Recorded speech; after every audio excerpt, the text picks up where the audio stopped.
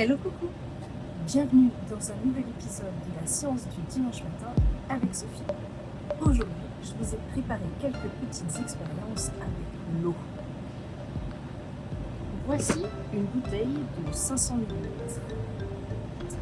de laquelle j'ai bu un petit peu pour qu'il y ait une petite bulle d'air. La bulle d'air que vous voyez ici est pour l'instant au milieu.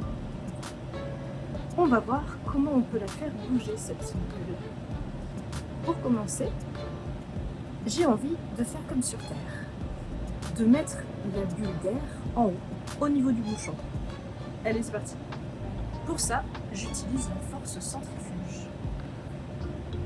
L'eau qui est plus lourde que l'air va aller à l'extrémité du grand rond que je suis en train de dessiner, c'est-à-dire au niveau du fond de la bouteille.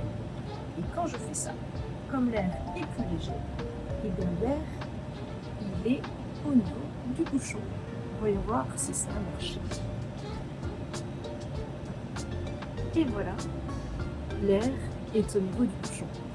Maintenant, si j'ai envie de faire le contraire, si j'ai envie de mettre l'air au niveau du fond de la bouteille, eh bien je vais tout simplement la prendre dans l'autre sens et la faire tourner comme tout à l'heure, mais avec le bouchon à l'extrémité. C'est parti.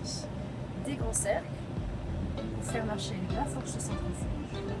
Et d'ailleurs, cette force centrifuge, c'est exactement la technique qu'on utilise quand on fait des prises de sang pour séparer le plasma et les globules rouges.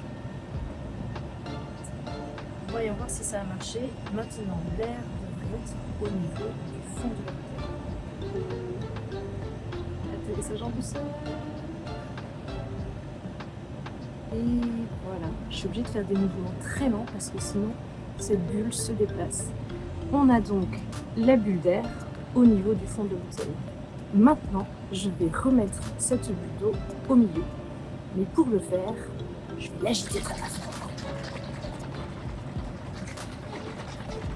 Toutes ces petites bulles vont très vite se retrouver et se regrouper ensemble au milieu de la bouteille.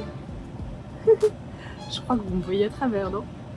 Et cette bulle, eh bien, elle reste au milieu. Il n'y a aucune raison qu'elle aille ni en haut ni en bas parce qu'on est en micro-pesanteur. Voyons voir maintenant si je fais tourner la bouteille sur elle-même.